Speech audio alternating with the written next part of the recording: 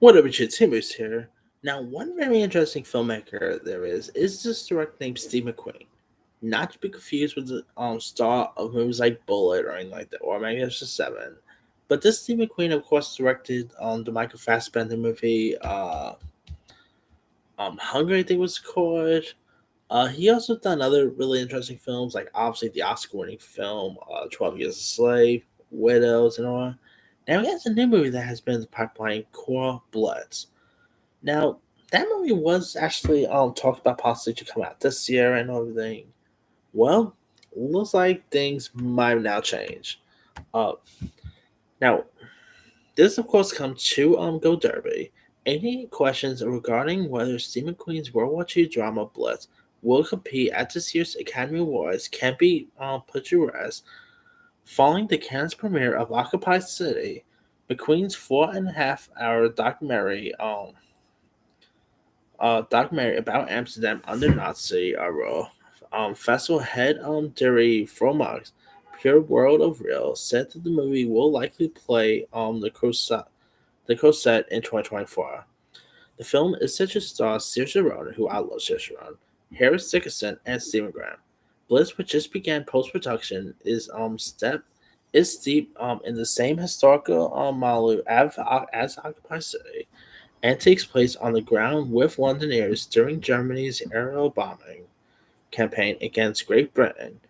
While it would have been great to see the two projects released alongside each other, a quasi Flights of Fathers slash Letters from Tsushima pairing, if you will, a 2024 release makes logical sense for Apple, which no doubt has his hands full this year with Martin Scorsese's Kills the Flower Moon and Ridley Scott's Napoleon.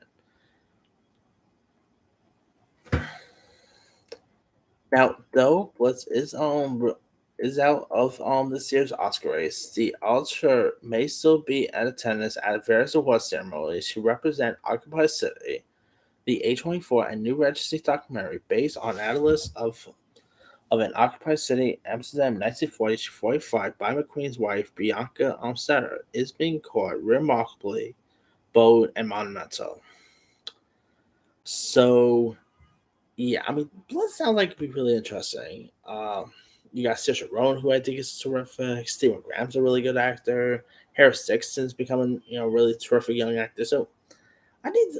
It's a shame that we're probably not going to see this until 2024.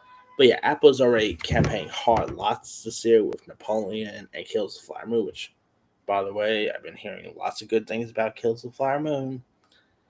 So I cannot wait for that one. But hopefully this could be interesting and maybe an interesting way. I mean, hey, Apple's no stranger at holding off their films. I mean, of course, there was talks about Kills the Flower Moon coming out next year, or last year, I should say, but that changed for this year.